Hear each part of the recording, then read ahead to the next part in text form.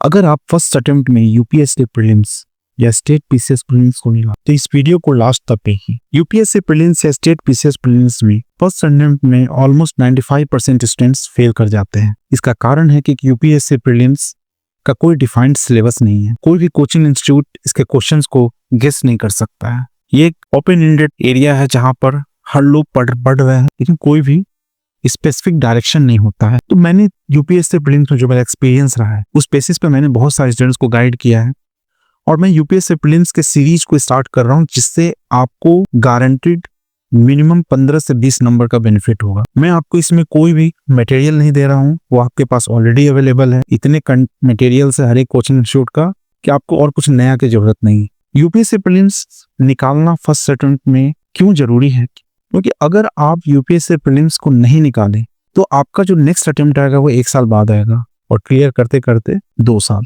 और ये जो टाइम ड्यूरेशन होता है, इस बीच में आपकी प्रिपरेशन कितनी भी हो, अपने आप को मोटिवेटेड रख पाना यही बहुत मुश्किल है। दूसरी बात है कि आपका यूपीएससी में क्या लेवल है, आपका सिलेक्शन होगा कि नहीं होगा, वो मेंस राइटिंग डिसाइड करता है। और मेंस राइटिंग लिखने के बाद ही आपको जो एक्सपीरियंस होता है कि यूपीएससी प्रिपरेशन में कहाँ कमी रह गई और कहाँ इंप्रूवमेंट की जरूरत है, वो मेंस के जब मार्क्स आते हैं तभी पता चलता है। तो यूपीएससी प्रीलिम्स फर्स्ट अटेम्प्ट में निकाल लेना बहुत जरूरी है ताकि आप यूपीएससी प्रिपरेशन के इस रेस में बने रहें। तो मेरे पास जो भी एक्सपीरियंस है उसको मैं आने वाले यूपीएससी प्रीलिम्स सीरीज में शेयर करूंगा। आप लोग इस चैनल को जरूर सब्सक्राइब करें, आपको डेफिनेटली बेनिफिट होगा। तो फिर से मैं आप लोगों को जरूर कहूंगा कि फर्स्ट अटेम्प्ट में यूपीएससी प्रीलिम्स नहीं रुकना चाहिए, भले ही आपका मेंस क्लियर ना हो।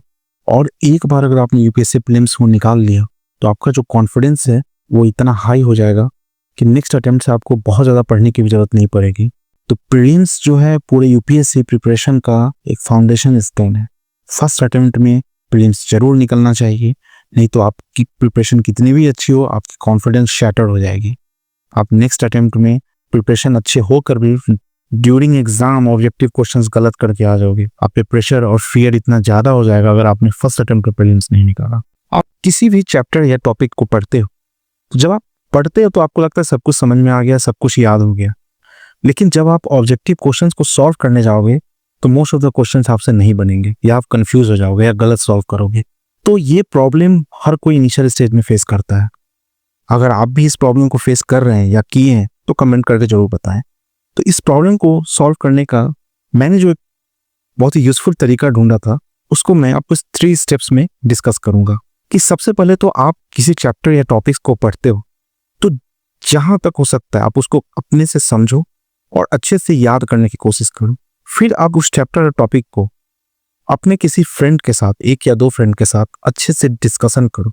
डिस्कशन करने से क्या होगा कि आपके जितने भी छोटे छोटे डाउट्स हैं वो क्लियर होंगे।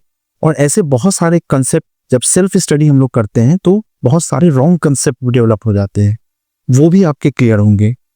और सबसे इंपॉर्टेंट कि जब आप डिस्कशन करते हो तो आप फुल्ली कंसंट्रेटेड रहते हो, आपका ब्रेन फुल्ली 100% एक ही टॉपिक पर फोकस्ड रहता है। तो आप उस समय जो भी डिस्कस करोगे, जो भी याद करोगे आपस में डिस्कशन करने के बाद, वो परमानेंटली आपके ब्रेन में स्टोर हो जाएगा। फिर उस टॉपिक को आपको बहुत दिन बाद भी डिस्कस कर रहे हो तो आपको याद रहेगा। मेजॉरिटी ऑफ जो कंटेंट होंगे आपके टॉपिक्स को वो आपको याद ही रहेंगे। और थर्ड स्टेप आता है कि जब आप डिस्कशन कर ली हो तब आप ऑब्जेक्टिव क्वेश्चंस को सॉल्व करना शुरू करो और ऑब्जेक्टिव क्वेश्चंस के बेसिस पर थ्योरी को रिवाइज करो, चैप्टर टॉपिक्स को रिवाइज करो। आप ऑब्जेक्टिव क्वेश्चंस को सॉल्व करो, जो क्वेश्चन गलत हो जाता है फिर आप उस चैप्टर में देखो उसको और अच्छे से पढ़ो उस टॉपिक को कि कहाँ पे कमी रह गई। बहुत सारे स्टूडेंट्स क्या गलती करते हैं, वो बार बार चैप्टर ही पढ़ते हैं। तो चैप्टर पढ़ने से क्या होता है कि आप ऑब्जेक्टिव क्वेश्चंस को गलत ही करोगे। आप कितनी बार भी पढ़ लो फिर भी आपके हिसाब से ऑब्जेक्टिव क्वेश्चन सॉल्व नहीं होगा। जब तक आप ऑब्जेक्टिव क्वेश्चंस को सॉल्व नहीं करो, ऑब्जेक्टिव क्वेश्चंस के बेसिस उस चैप्टर को रिवाइज नहीं करोगे, तब तक आपको कमांड नहीं आएगा, कॉन्फिडेंस नहीं आएगा।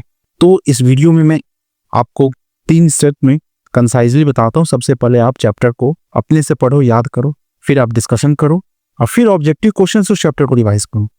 तो मैं उम्मीद करता हूँ कि आपको बेनिफिट करेगा ये।